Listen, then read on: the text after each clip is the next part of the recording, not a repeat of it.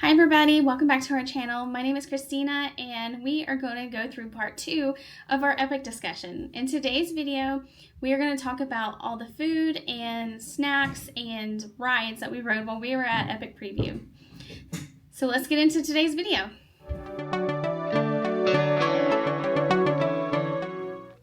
Alright, favorite ride or experience of the day? My personal favorite ride was Monsters Unchained. It is, if you've rode Harry Potter and the Forbidden Journey, it's a similar type of ride.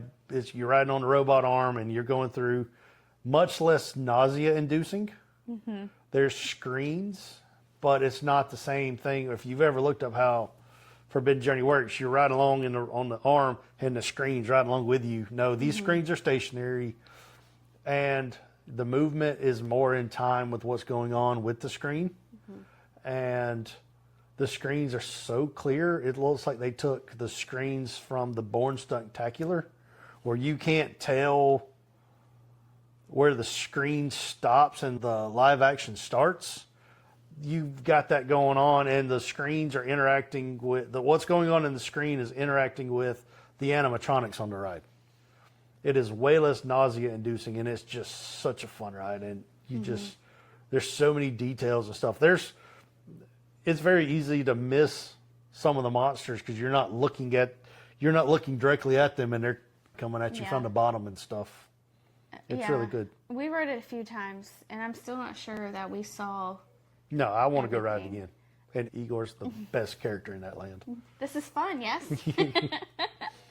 I really did enjoy that ride. I wasn't sure how I'd feel about it, but I was very much impressed, especially with what Steven said with the screens. It was hard in places to tell the difference between a screen and an animatronic, which I thought was very impressive. At Forbidden Journey, yeah, you know when you're looking at a screen. Yeah, like when we were going through the queue, I was like, oh, is this going to be more of an HHN vibe? And is this ride going to scare me? If there was ever HHN house turned into a ride, that would be it. But once you got on the ride, it is really fun. The theming is great. I'm interested to see if our daughter goes, because I have concerns that I think if she got on the ride, she would love it, but I have concerns that the queue is going to freak her out and she's not even going to make it to the ride, which we did see happen to another girl while we were there. So that's my only hesitation on it. Now, my favorite ride, as much as I love that one, I truly did enjoy the Ministry of Magic ride. Yeah, it's good. Walking into Ministry of Magic really did feel like they just plopped you and put you in the Ministry in the book.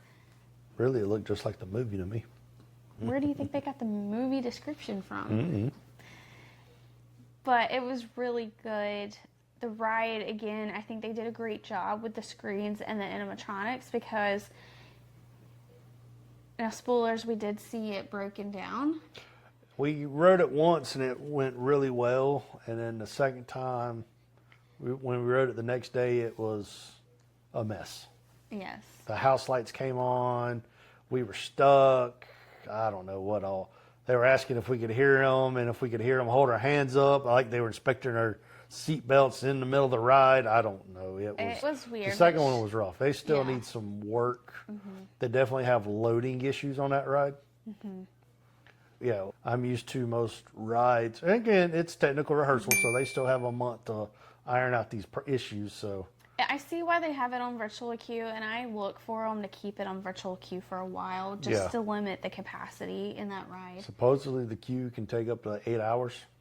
Yeah, and both times, even though we had a virtual queue, we still waited about 45 minutes to an hour. Or closer to an hour.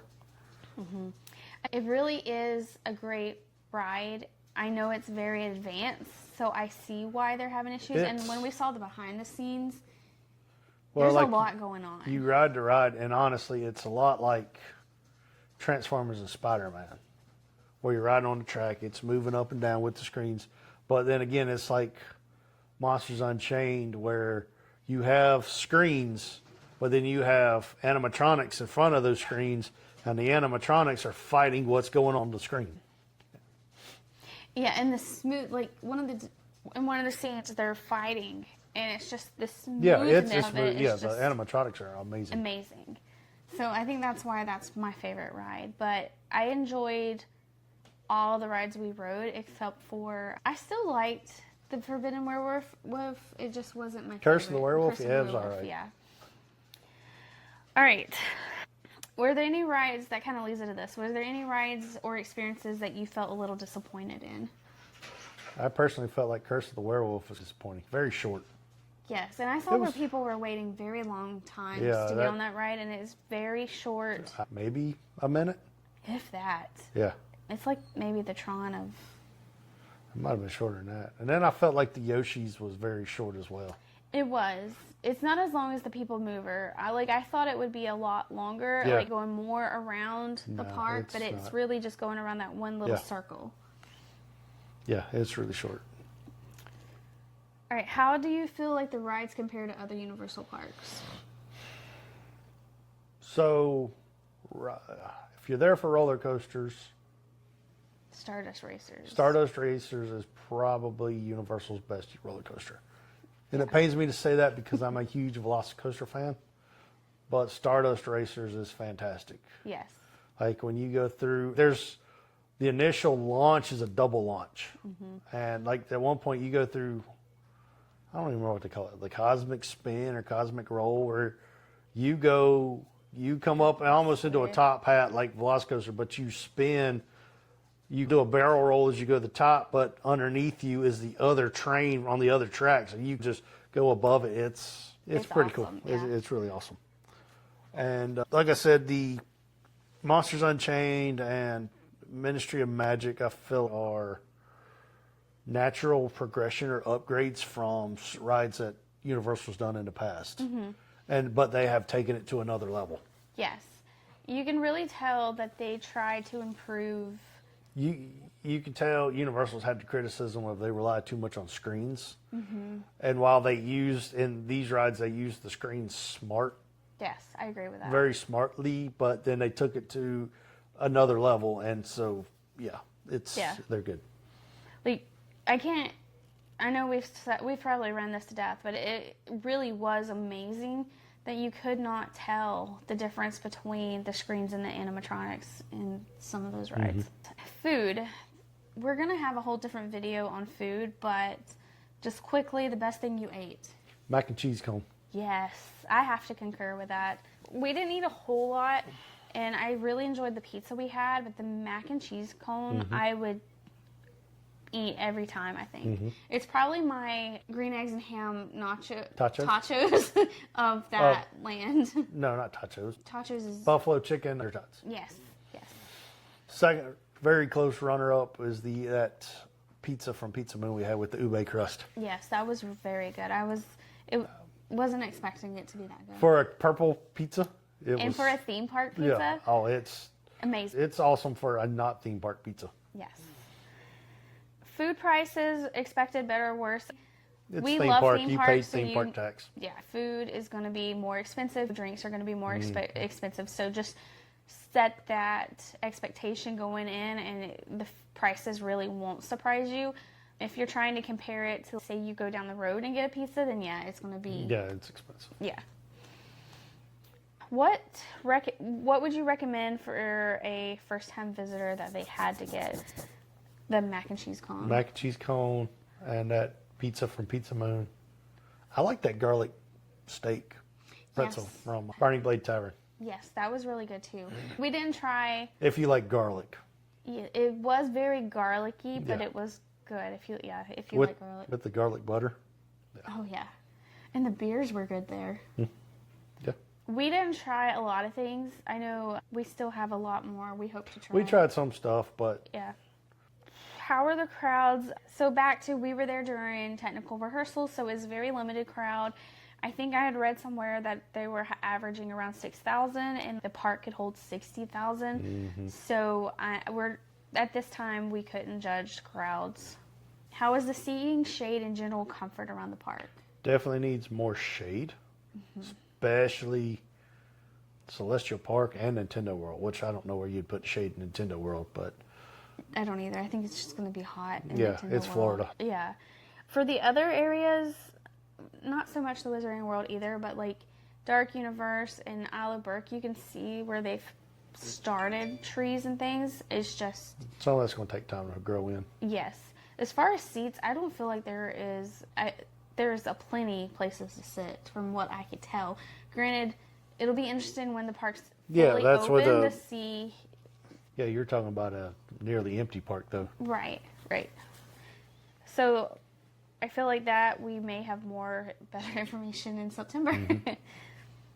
Any tips you'd give now after going through it once? Like must-do, skip these, arrive at this time. I would definitely do early park admission if you're staying on site. But the only thing open for early park admission is Stardust Racers and Nintendo World. Yes. So we went to early park admission because on our second day, and because we'd done Nintendo World the day before, we went to Stardust Racers and it was down. Like we wound up having to leave the line. They made an announcement that the ride didn't open on time, and then they made an announcement that they didn't know how long it would be down. So yeah, they were having technical issues with it that morning. Okay. Did anything in the shops really catch your eye, and were the prices of the merch reasonable compared to other parks? There were some shirts and stuff I liked, and I got a Isle of Berk mug, coffee cup. Prices are theme park prices. Yeah. Nothing surprised me. It was about what I was expecting. I think I paid $20 for a coffee cup. Yeah, we bought Penelope a shirt from the Wizarding World. She loves Ravenclaw, and I briefly was like, gosh, that's expensive. But it's, like he said, it's theme parks. You're going to pay $30-$40 for a t-shirt, $20 for a cup. Just, that's something you got to manage going into it, as you know it's going to be expensive, and plan a budget on what you're willing to spend. Right. I feel like the shops that we did go into were very well themed, and I had read somewhere the other day where somebody was saying that they felt like the shops were just as immersive as some of the lands were. Yeah, I could see that. Yeah. Final overall, was Epic worth the hype? I'm the kind of person, I don't buy into hype just because when you hype things up, it'll never meet your expectation.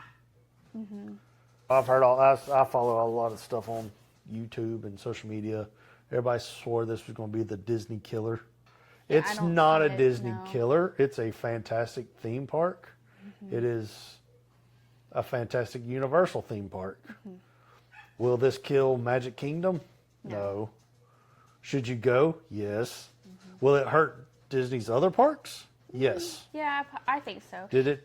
It's a fantastic park. It's just not a Disney killer. No, because you have to keep in mind that Magic Kingdom is geared to children. Yes, and there's a lot of rides in Magic Kingdom, and any age, height can ride almost everything in Magic Kingdom. So Universal doesn't really have that here. Well, they do have stuff, but I'm the kind of person, I argue against rooting for Disney to fail because we love both. If Epic Universe puts a hurting on Disney's business, it should make Disney step their game up, which then hopefully in turn makes Universal step their game out. And then as the park goers, we win. Right. Because we keep getting better and better experiences. Yeah, we love theme parks in general, so we were excited about this park. We've never got to watch a park being built. Yeah, this is the first time. Most of the time, most theme parks we've been to have been open for 15 to 20 years. So this is for a brand new theme park. It's really good, and it's one of those. I'm interested to see where it's going to be in 10 years from now. Yeah.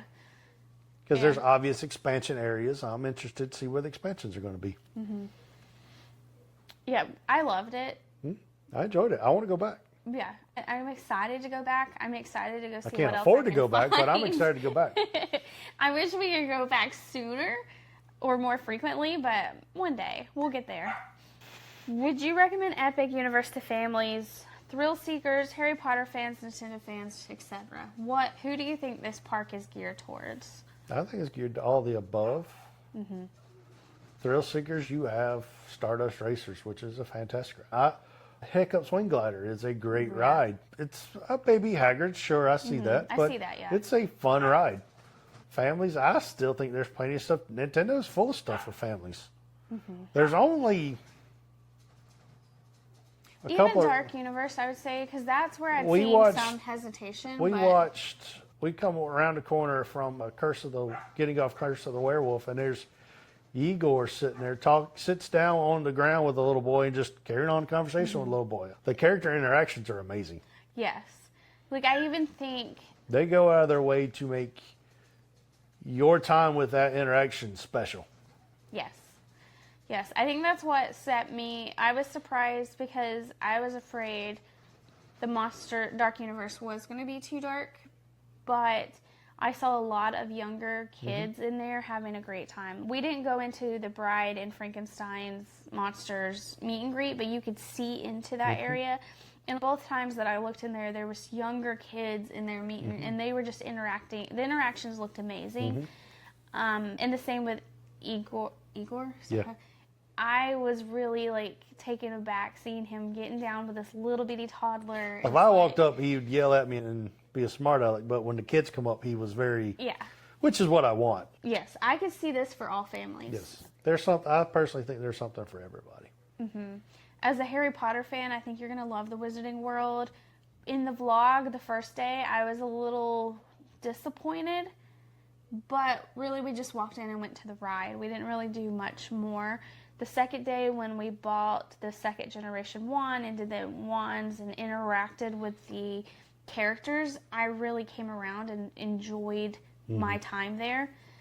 And then I think anybody, even if you're not a fan of Nintendo or if you don't know Alaburk, you're going to love it because of the immersive of both those lands are amazing. All right. If you could visit one portal for a day, which would you pick? I think I know which one you would pick, but which would you pick? Well, Senator, we spent half a day at Nintendo World. Actually, I think we spent more than half a day because we went back that night after it got dark and was doing the stuff with the power-up band. There was a lot of stuff to do. If you're into that kind of thing, you can hook, if you buy the power-up band and it connect it to your app, then there's games and stuff you can play and collect the stamps and go do the Bowser Jr. battle. There was a lot more to do there than you might think there was. But you do have to spend the $40 on the band. Yes. And I learned today, if you have a Nintendo, you can use that band. If you have a Switch, it can be used as an amiibo. I'm not sure which games yet. I haven't really looked into that. I'm assuming just Mario Kart, but I could be wrong. Sure, it works for Smash Brothers. Yes. I honestly feel like there's so much detail in each portal that you could spend all day in each portal and not be bored. Sure. There's stuff we didn't get around to doing at Alaburk. All right, last question. Did anything make you emotional? Sure, walking out of the castle into Nintendo World was, being a gamer, it got me the nostalgia. And then I'm a big fan of How to Train Your Dragon. I like the music especially. It really adds.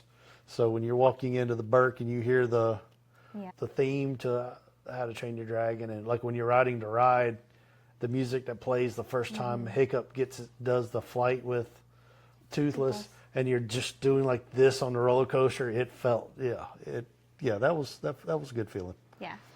I enjoyed that. I agree with both of those, but also as being a big Harry Potter fan, walking into the Ministry of Magic, like going through the Flu Network and then walking in,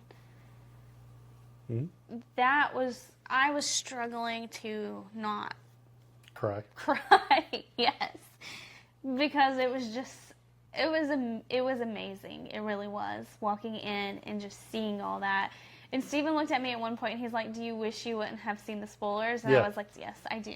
But we didn't know we were going that quickly, so I did watch all the spoilers, and at that moment I was like, yeah, I wished I would have been able to experience this firsthand. I know it's a little late, but try to keep things as spoiler-free as you can going into that part.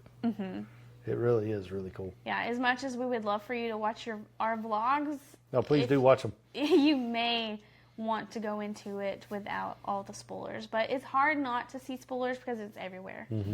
Thank you for watching today's video. If I can help you with your trip to Epic Universe, please reach out to us at letsmakememoriestravel.com, or you can email me at christina@letsmakememoriestravel.com.